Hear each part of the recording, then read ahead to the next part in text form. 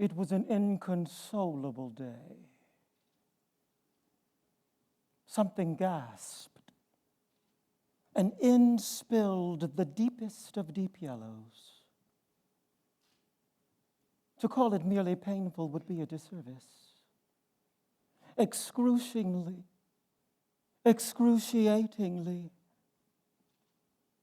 divine was more like it.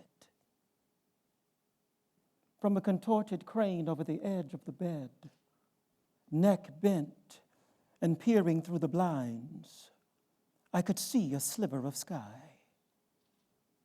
Billowing and undulating like ink invading a bowl of water, the horizon simply couldn't contain itself. Everything yearned to weep. You could taste it. It had been rumored for quite some time that an elegant tragedy was desperately trying to get my attention. And when the screams of a red-breasted albatross came crashing into my psyche, well, it was confirmed. Have you ever seen a bird try and peck through her own chest? Gruesome. Gorgeous. Miracles are messy. They have a tendency to bleed around the edges.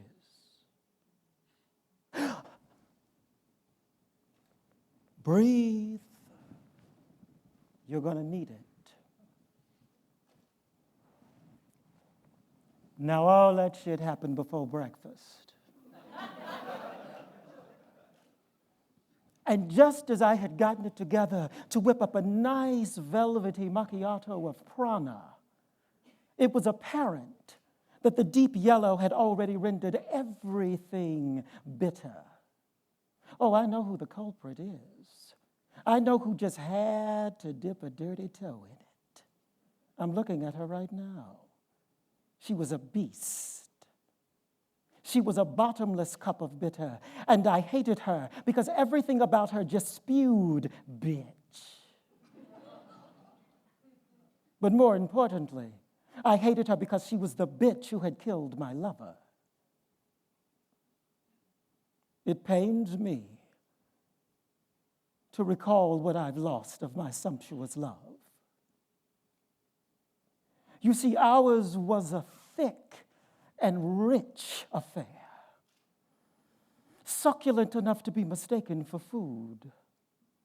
We'd devour one another until there was nothing left, and then we'd start all over again as if we'd never tasted that dish before. I was an insanely satisfied addict, and I had no desire to recover. I mean, really. What would have been the point in that? Now, I'll admit that I am indeed a connoisseur in all things bitter. But the flat and faded taste of death she left in our mouths was unforgivable. Here was one of us with its essence gouged out, and the other with his own psyche held in his hands, between his own trembling hands. You see, for the last eternity or so, I have been in the throes of a love affair with silence. And she destroyed it beyond recognition. Like a banshee flying in with shit on her heels and giving not a fuck about whom she disturbed or what peace she poisoned, she assassinated it. That's what she did because that's what she was. She was an assassin.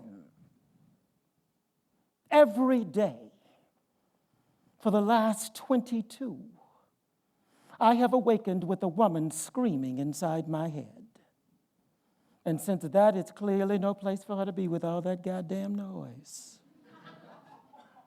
it was clear that something needed to be done. So I watched. I saw a woman with a voice like a rusty razor blade and delicately sliced through everything within reach.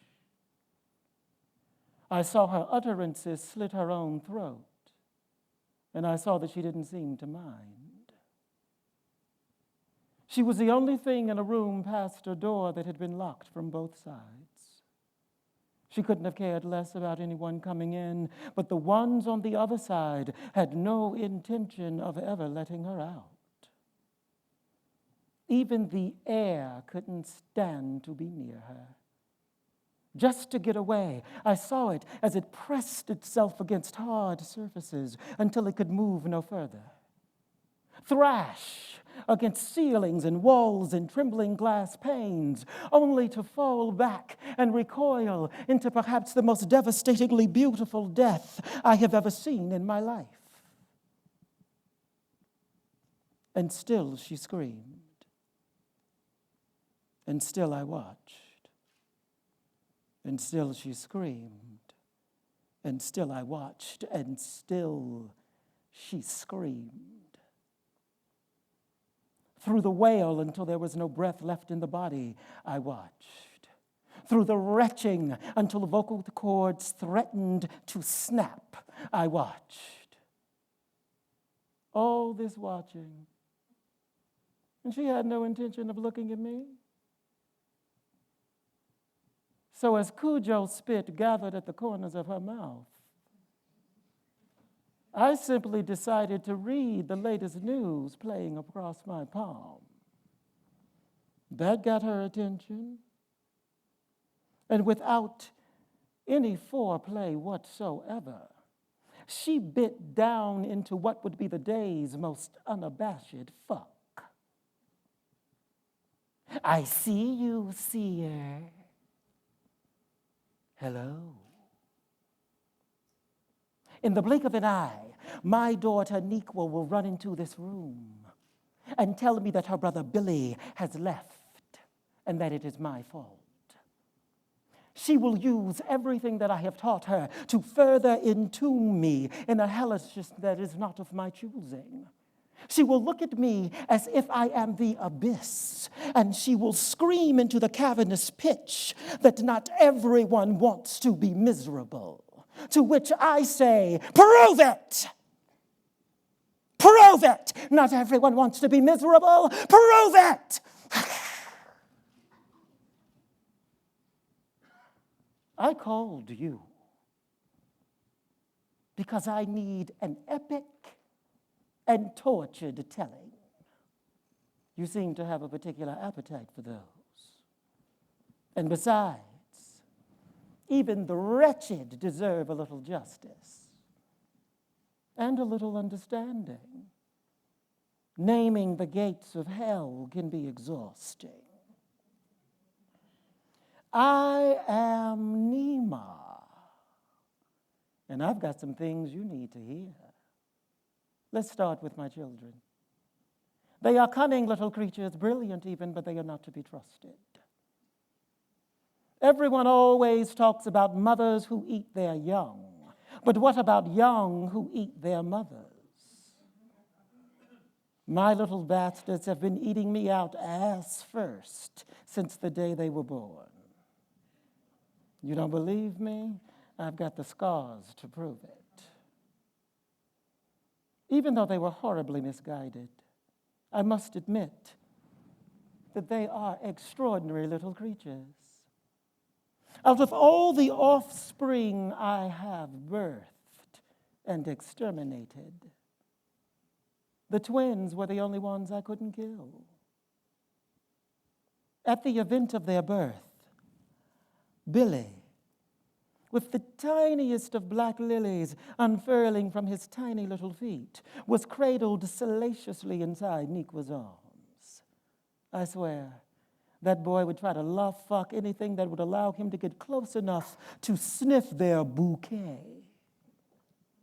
And Niqua, ever the protector, had a splay of pins and needles running down her back from crown to crack, putting all danger on notice.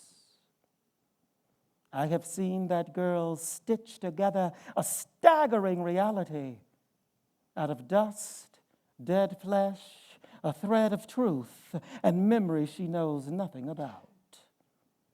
The little bitch made it hard for me to bite down and swallow when I had the both of them at the point of no return between jaw, tongue, fang, and certain death. Niqua, Niqua, Niqua. Too bad those gifts are now wasted, squandered on the distractions of being 14. My Billy, however, is a 14-year-old in a body that tells a very different story. It's the kind of package that makes stupid little white women with teaching degrees do real stupid-ass shit.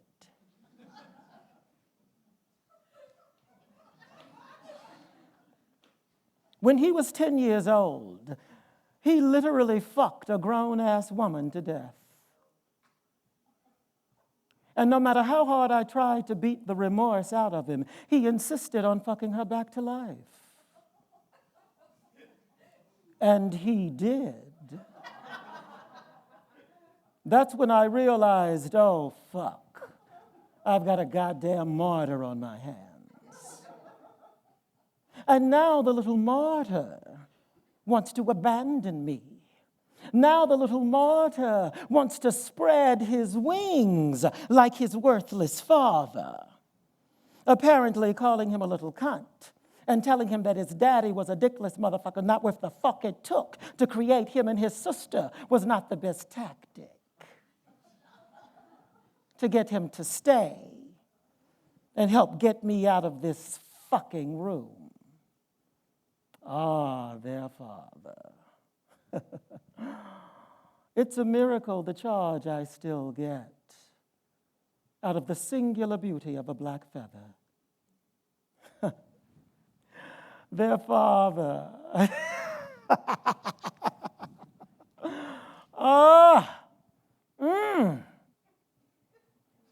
The sky was my favorite color, depression.